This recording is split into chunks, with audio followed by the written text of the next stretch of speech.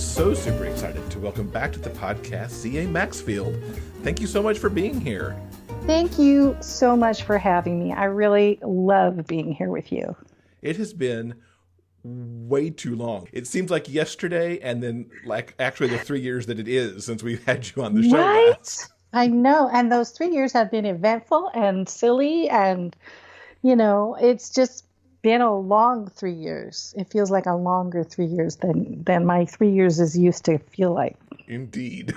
Absolutely agree with you on that. Without saying anything else, it's been a long 3 years. So let's delve into books. You've been on a re-release schedule a lot this year, and your latest ones are around your brother's Grime series. Yes, tell us about this series. Well, the series, I began the series with the idea that I got in an RWA meeting, and I think the author who was speaking was Vicki Dreiling. And she talked about how one day she got this idea of doing a high concept story as a kind of mashup between Regency romance and The Bachelorette. And she said she thought it was fun, the idea to take a television show and then mash it up with something. I thought, what if I took gay romance and I mashed it up with dirty jobs? And there are so many different kinds of dirty jobs, but my very favorite one is crime scene cleaning. So that's what I was like, gay romance, crime scene cleaning. Could two men fall in love while cleaning up a biohazardous waste? So that's really what I thought of. And it has two really interesting components. And one is that it's a crime story where the crime is committed completely off page and the crime is solved off page. You know, I mean, it's really a story about crime without any kind of police procedural elements. So I thought that was interesting. And then, of course, I thought how interesting it was to have people who know how to do that, and they have to see these things, and every day they go to work knowing that they're going to see something pretty grim. And I thought that was interesting too. So that's what made me want to do that.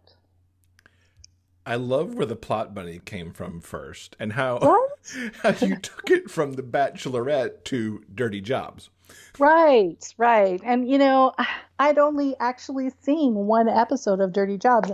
Oh, no, two. But one was the crime scene one, and the other one was collecting bull semen. And I thought that would be interesting, too, if I wanted to go the cowboy route. But I picked the crime scene one. And then, of course, that lent itself to so many wonderful grime jokes because, you know, grime doesn't pay, and partners in grime, and Grime and Punishment, you know, so that was enjoyable. Those were the enjoyable little subtitles I got to add to each book. And there was good puns to be had. How much research did you have to do to delve into the world of crime scene cleanup? I felt like I did more than, you know, I mean, it was kind of, you know, you have to look and see who does these jobs. And so I kind of looked up the people in my neighborhood who do, like, you could actually look in the white pages on your computer and find the different crime scene cleanup companies. I also watched lots of videos about how crime scene cleaners work. And at the time, I didn't realize, but there were right at the same time, that must have all occurred to us all at the same time, there was a television show that was, or a movie that was based on crime scene cleaning. And then there was wasn't there an Australian murder mystery show where a husband and wife crime scene cleaning team go and they're working, and as they work, they solve the mystery?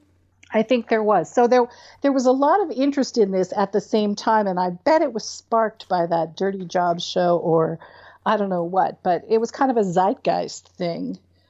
So I did have a lot of material to watch. So tell us about Eddie and about Jack.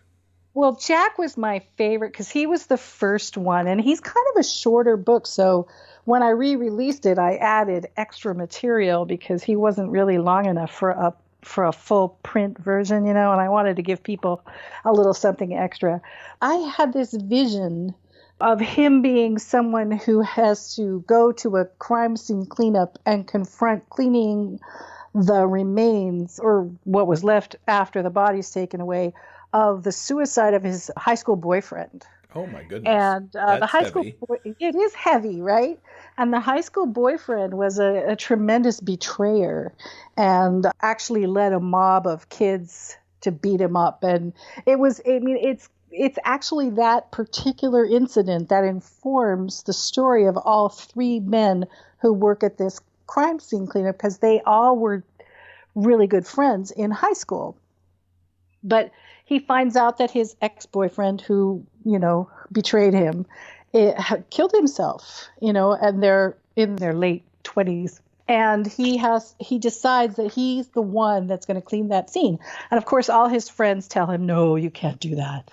That would be terrible for you. You have all this baggage around this. And he insists.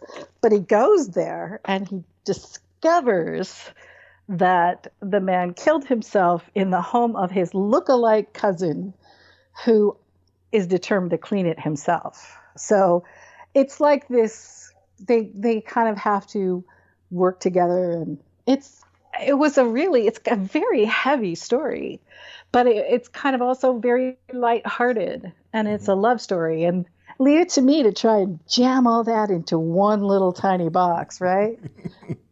You know me. You do like to take on the complex things. Eggs. Yes, I do.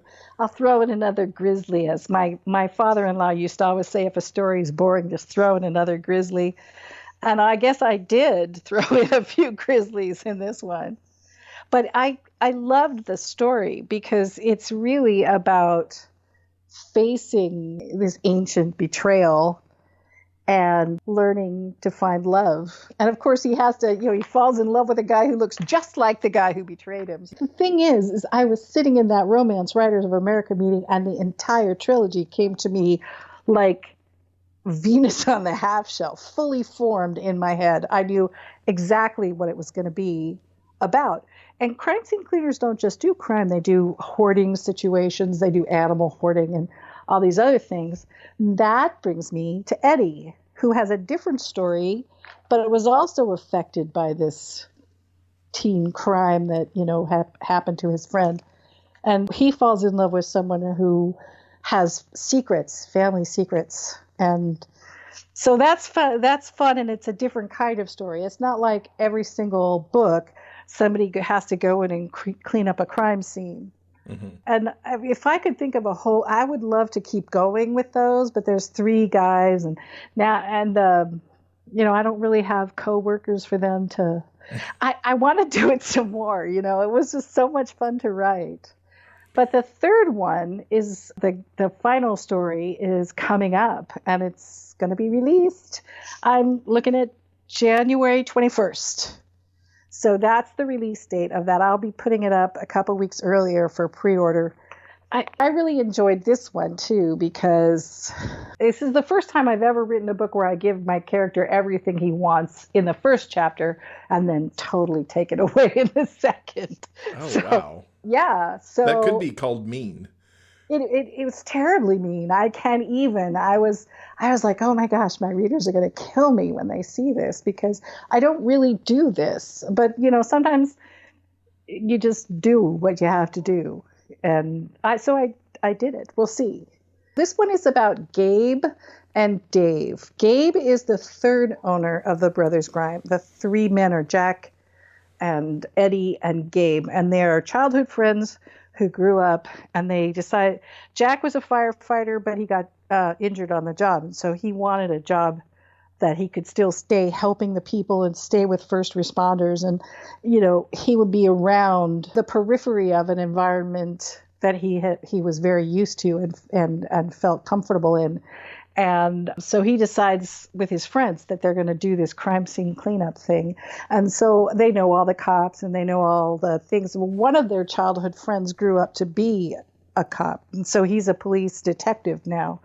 And every so often he throws them business. And what's the title of book 3 so people can find it when it gets out there for pre-order? It's called Grime Doesn't Pay, but it's Gabe. Grime Doesn't Pay. Dave is his love interest and you see in the first two books how Gabe sort of he's looking at Dave in the first book and he's, sidling up to Dave in the second book and he finally has everything he wants. So then I take it away. It is terrible. I'm a terrible person. Was it fun to have the camaraderie of the brothers through those stories too? It really is. It's very fun and you establish because it's been so long since I'd written those first two books, I had to read through everything and create a new story Bible. And it was fun, so I could give the characters their characteristics, and it was fun. It's fun. I really would like to write a Band of Brothers kind of story now, because that was fun to do. Take each guy and give him his own book, Mm-hmm. Go to another RWA meeting, get a new plot bunny. That's it, a new plot bunny. It's funny how long it took me to finally get to this.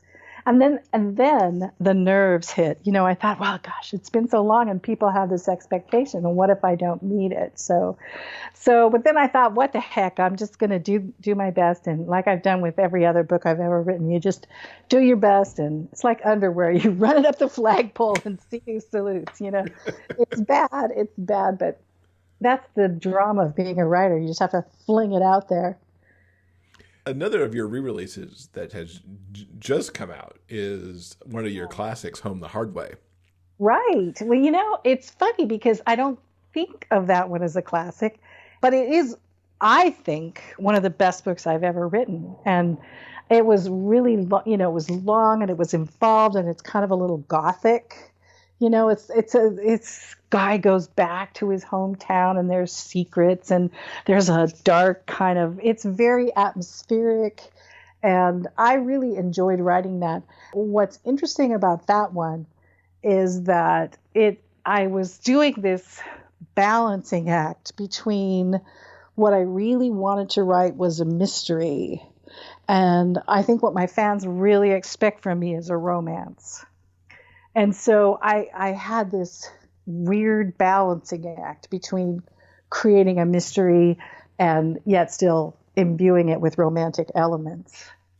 And so it has a happily for now ending. But I think a lot of people were waiting for one of my golden, everybody's tucked in and endings, And that is the way your romances do tend to go. Yeah. I tuck them all in. I kiss them goodnight. They're snuggled up and it's fine. Yeah. At the end, and everybody knows everybody's going to be happily forever after.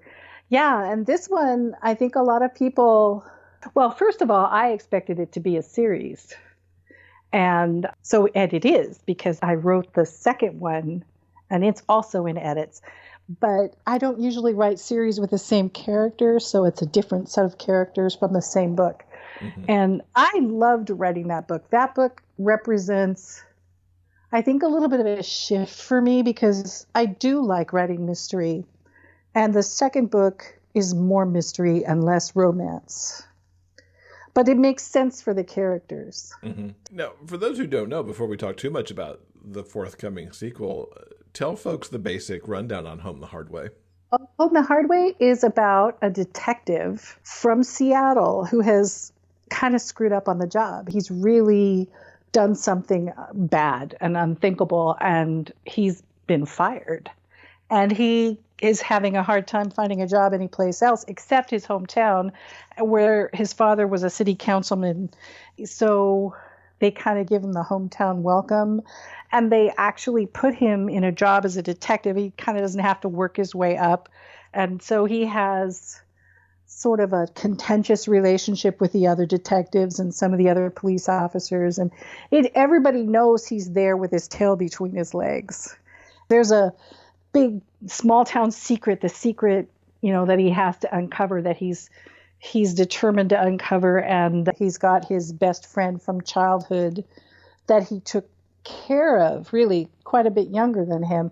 But he sort of took this kid under his wing, and he's always felt protective toward him. And when he comes back into town, he still has this idea that this kid will need his protection and he's going to be the big man. And I don't think the kid's having any of it.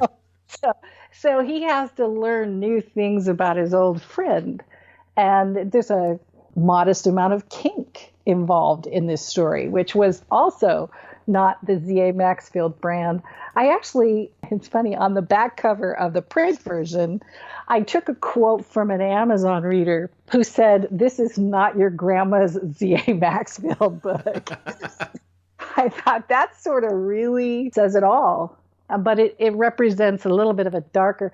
Both of those stories, being crime scene cleanup is kind of grim, and that kind of represents a different part of my story because I've written really sort of cotton candy love stories too, and I love them. But at that moment in my life, I guess I was just ready to stretch my wings and create a little cosmic disaster for one of my characters.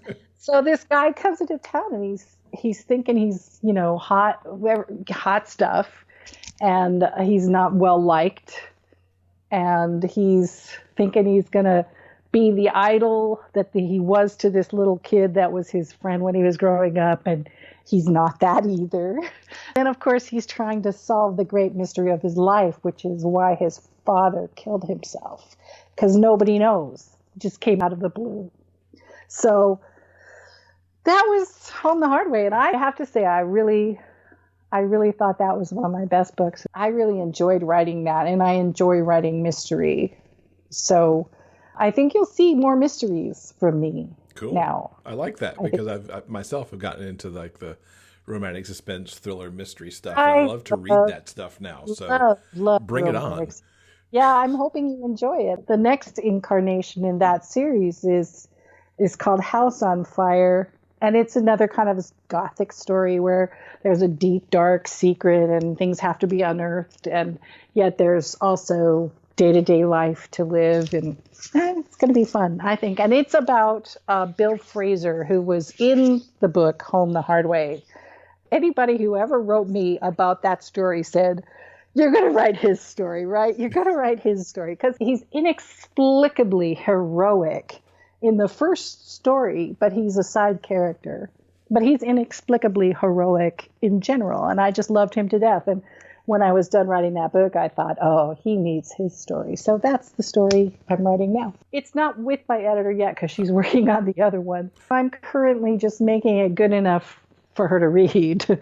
She's read it, and she gave me some ideas, and that was before I handed off. So I have those two, and she's going to have to edit both of them, and then I'll put them out probably March or April, I would think. Both of those books are complete. They just need to be edited, which is my favorite place to be. Can I tell you? It's when you're scrambling around in the middle of a book and it starts to sag a little and you think, oh no. I love having books that are almost complete and ready to go. And these are. So you mentioned that you're into the mystery stuff now, and over the summer you got to be part of a mystery romance anthology called Footsteps in the Dark, alongside some other great authors. Tell us a little bit about the anthology and your story that's in it. Oh, I am so excited about that anthology. It was very much like being at the cool kids table, being allowed to sit at the cool kids table. And everybody in that anthology is somebody that I like one-click read whenever they put out a book. And when they invited me, I was like, they like me. They really like me. It was kind of so exciting. My book in that one, it's called Pepper the Crime Lab, and it's about a man who adopts a black lab named Pepper. He fosters her because his neighbor is murdered, and it's his neighbor's dog. Now, again, it's a mystery. I kind of promised my kids I would write this series of sort of a cozy mystery when their first dog passed away. They had a dog their whole childhood named Pepper, and she was a black lab. And so when she passed away and my kids were so bummed out, I said, you know what I'm going to do? I'm going to write a series of cozy mysteries. And I had like all these titles ready to go. Pepper the Crime Lab is the first. And the next is Assault and Pepper.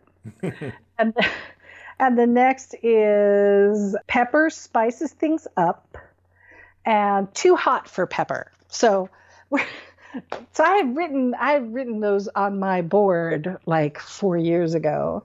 And I just knew that sooner or later I was going to find the right time and the right place to write this cozy mystery series. And when they told me about that anthology, I thought, oh, this is perfect.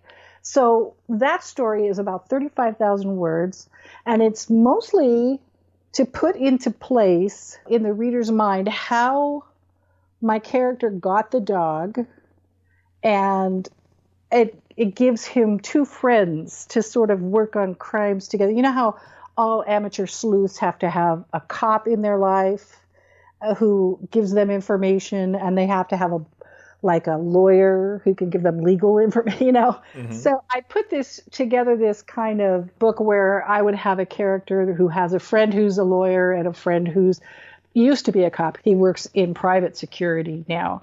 So those books will be coming out too next year or the year after, whenever I finally get them written. But they're shorter and they're sort of lighthearted and they're cozies. So, but there is not a bad story in that whole anthology.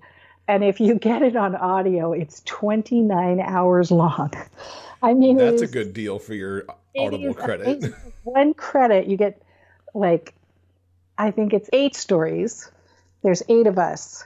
And, everybody just said, okay, I'm going to write a novella. And they did. Usually when it's a big anthology like that, you get a 10,000 word story. But we all just didn't have an off button. I've never met a word count I can't exceed.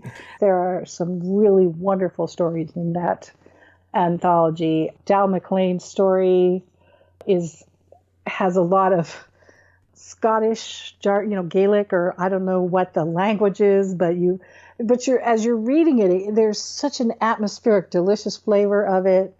It's wonderful. L.B. Gregg's got one that's sort of a kind of a gamer story. L.B. Gregg, S.C. Wynn, C.S. Poe, Meg Perry, Dal McLean, me, and one other person, and Nicole Kimberly. Of course, I adore her. I really loved her story too. It's funny that 3 of us came up with chef characters, and she was one of them, and hers was so delicious. It was a really good story. And the voices are Joel Leslie and Cale Williams. It's wonderful. It's amazing. It's all good. There isn't a bad story in the bunch. And I wish I could do something so fun like that every year, because it was really a labor of love. And it seemed like everybody was championing everyone else's work. We have managed to talk about a lot of stuff that's actually coming in 2020 between the new Grime book and the Home the Hard Way sequel and more of Pepper the Crime Lab. That's correct, Anything else you can tease us about what's coming next year? Do you know, I found that I want to write more mystery, but I want to write in other genres. And just the other day, I was talking to Ellie Franks, mm-hmm. and we were chitty-chatting, and she said, I want to write a Gothic book.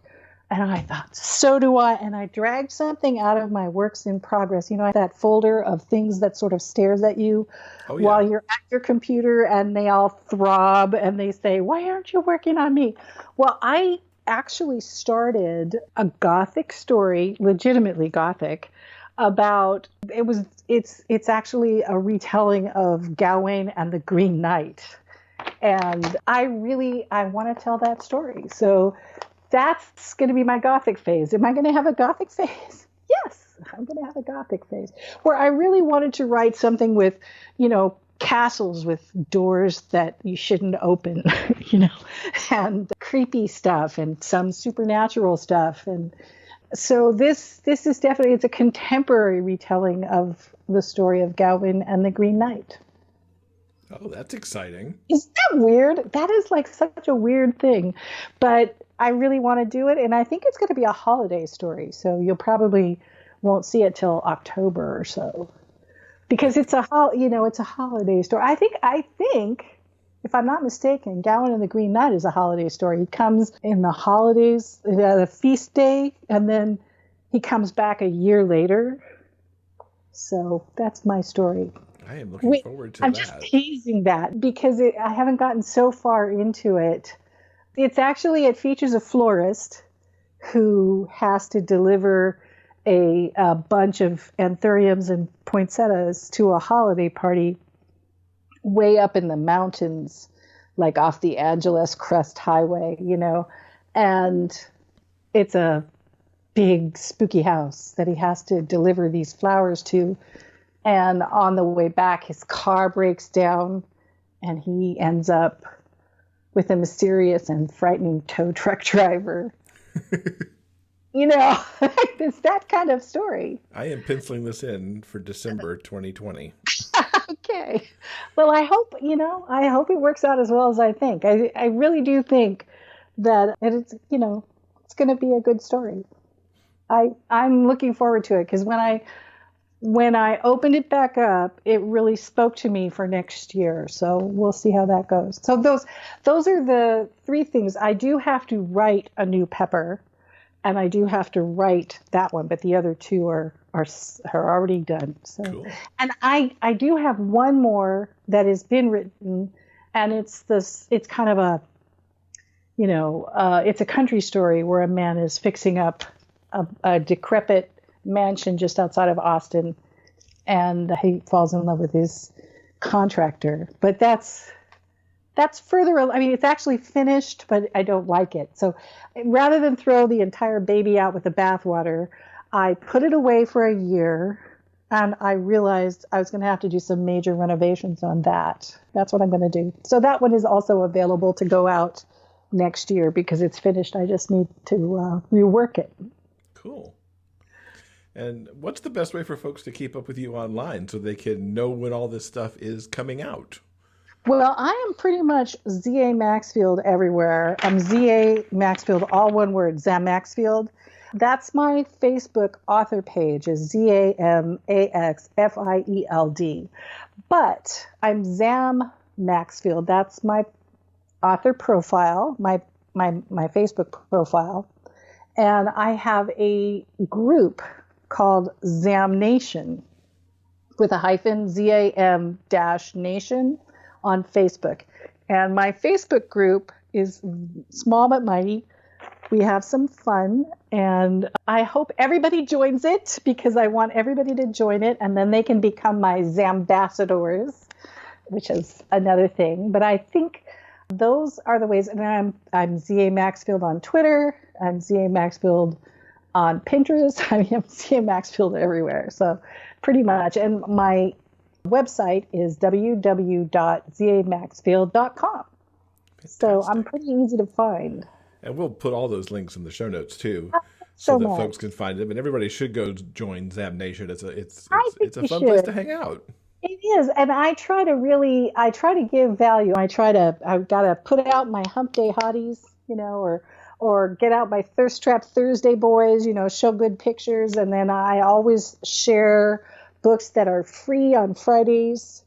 And so I really try and keep in touch and provide people with links of things to read that maybe won't cost them very much on Fridays, so they have a good weekend reads. That's why I enjoy having a group anyway. It's because I like to drop in and hang out and do stuff. Z.A., thank you so much for hanging out. It's been so good talking to you after so long. Thank you so much for having me. And I feel, being able to share all this is just awesome for me. Thank you very much.